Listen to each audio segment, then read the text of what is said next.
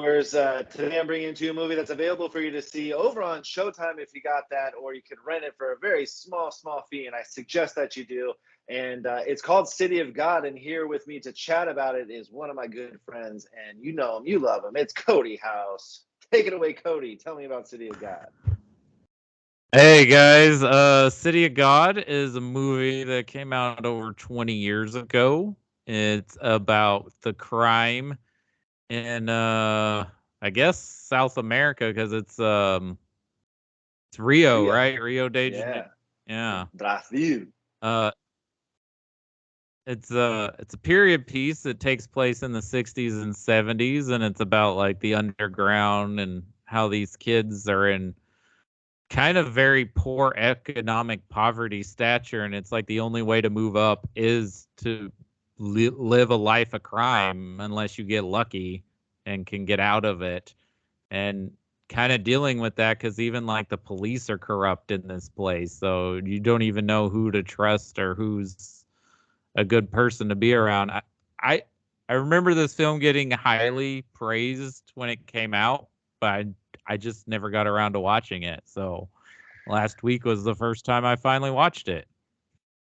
Yeah, our buddy Rob, who's on the show a bunch, was really on our butts about it. You guys got to see City of God. You guys got to see City of God. I hadn't seen it either, and so I was like, "Code, let's watch it. Let's get together. We'll talk about it on Worth a View Movies," and that's what we are doing. And yeah, before I even, before he came at us about it, watching it so hard, I felt like it was going to be homework.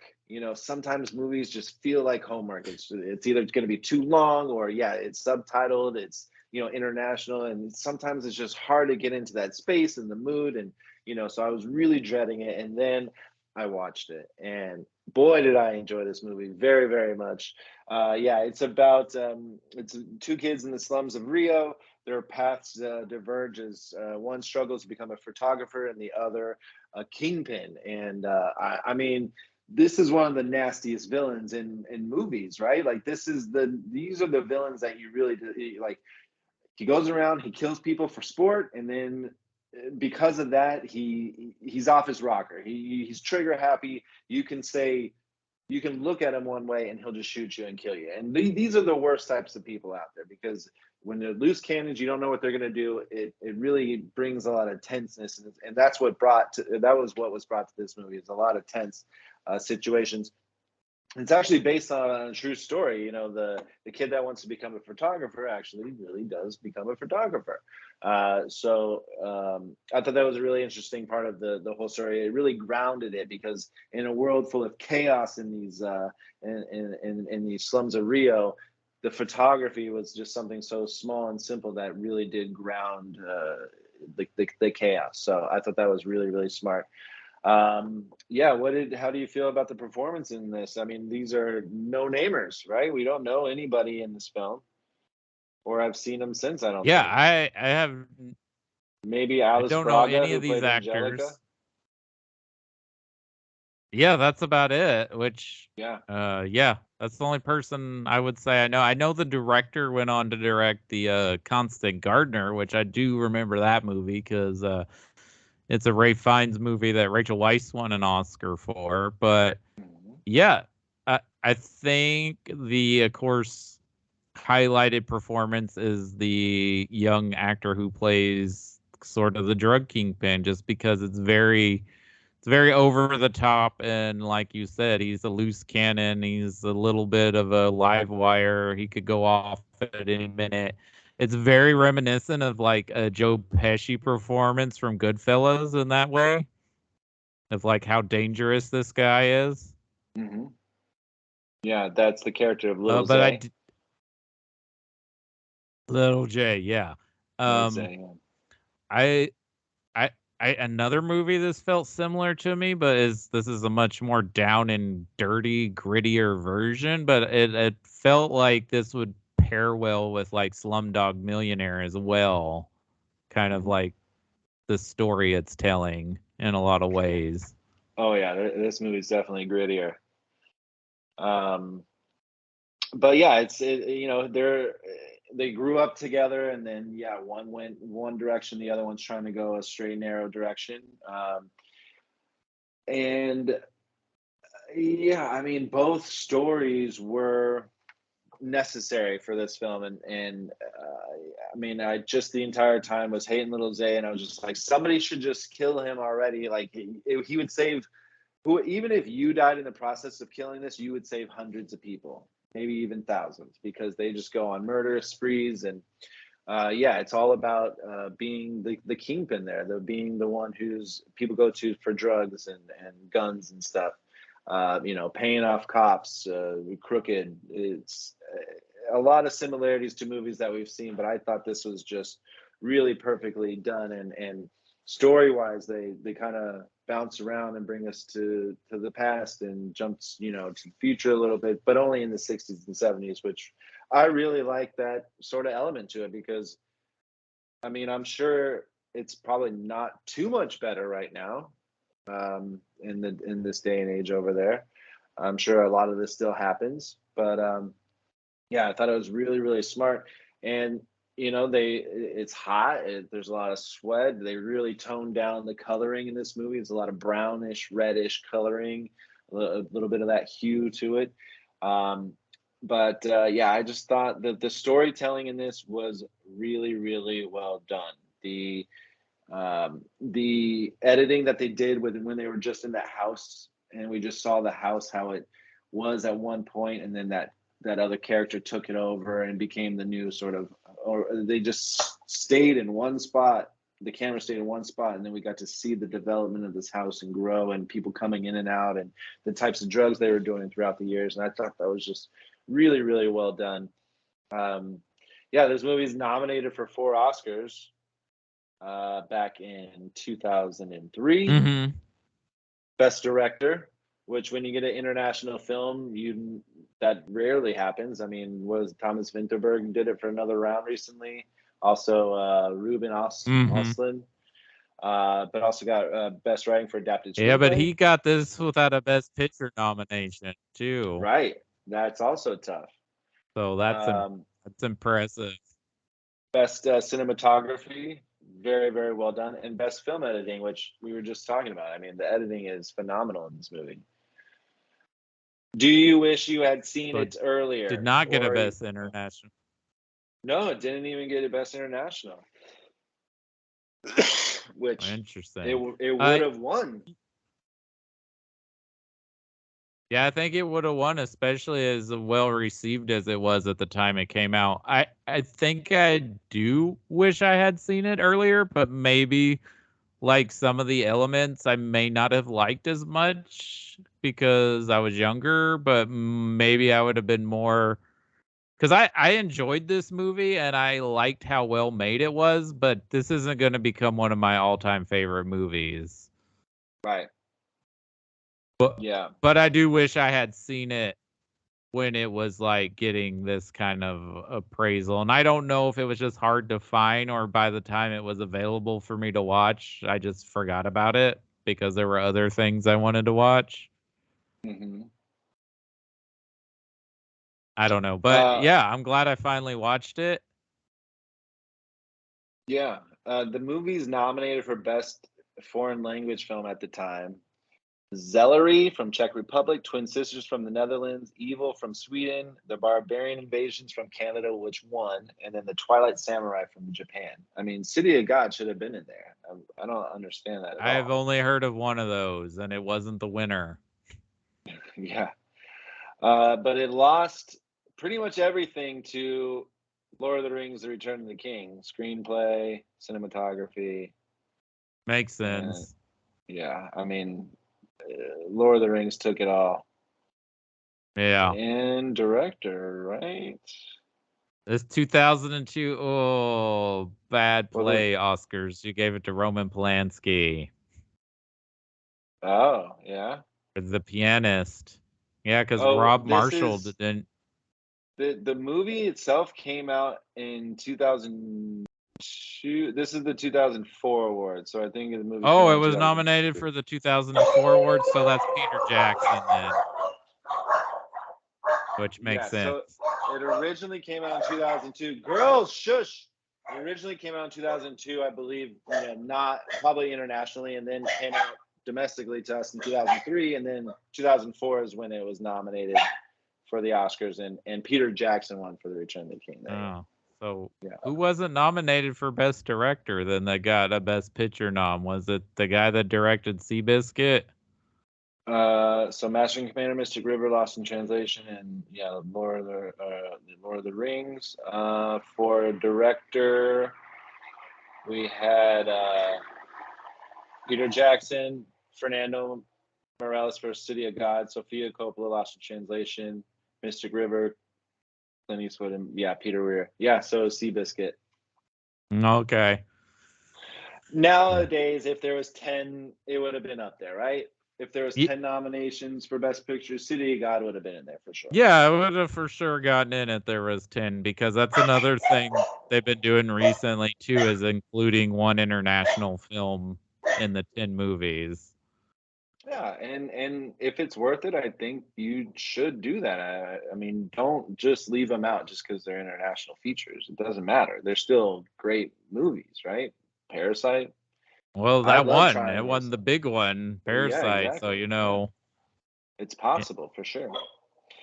Yeah. What would you rate this movie? What's your rating? How would you rate it? I think I'm gonna go 4 out of 5. 4 out of 5. Yeah, I'm giving it a WTV, which is pretty much 4 out of 5 as well. I mean, it's really, really well done for having no name actors. I think everyone was captivating, kept me interested the entire time. The story itself, riveting, moved quickly for 2 hours and 10 minutes, and I mean, I don't want to live in this world, but they seem like they had a lot of fun as kids. As you could, growing up in these slums. It just seemed they're just fun and free, even though the land Well, is where they live is scary. what I love about the main character's story is the one thing he was trying not to get involved in is what gets him out of the slums, like him taking those pictures of like the drug wars and the gang wars and stuff. That's how he gets out, The because corrupted cops. he's able to get the pictures and the other journalists can't get in there to get, because they're Yeah, not part of they don't live there. right. Yeah, I also had wish I'd seen it a little bit sooner, but later is better than never, and Absolutely. it's a great film, and we're about drugs and guns and music and love, and we thank Rob for bringing it to our attention, and I thank you for coming on to talk about City of God. It's good to have you back. I like to try to do this monthly with you if we can. But sitting at 8.6 on IMDb, which Hmm. is pretty high up there, rated 26 overall. Worldwide gross of 30 million, but the budget is 30, whatever the Brazil money is. Rubles? Rubles? I'm sure it didn't cost a lot of money to make, since these are no name actors, and yeah, it's shot probably in South America, so who Yeah. knows? But 91% of Rotten Tomatoes, 97% for the audience score, 250,000 plus ratings for the audience. wow, 97%. That's that's that's pretty that's darn really good. high, especially for an audience score, because this does not feel like a typical audience Agreed. movie. This is very And much a more cinephile movie. hmm yeah. Yeah, I mean international films itself are always hard to access anyways. And then over on IMDb 8.6, 779,000 votes. So And did that's you a say it lot. was number 26 out of their top 250? Yep, That's really high. that's really high. What it is sandwiched in between is Saving Private Ryan at 25 and Life is Beautiful at 27. Okay. That's an international film that got a Best Picture nom when they were only nominating 5 movies. Actually, I think both of those are 90. Is Life is Beautiful? Did that get nominated in 98? 97. Is it Yep. a And then 97 nom? it's a 98 nom with a 97 release. Okay, so it wasn't nominated with Saving Private Ryan. It was No. nominated with Titanic. Right. Okay. Yeah.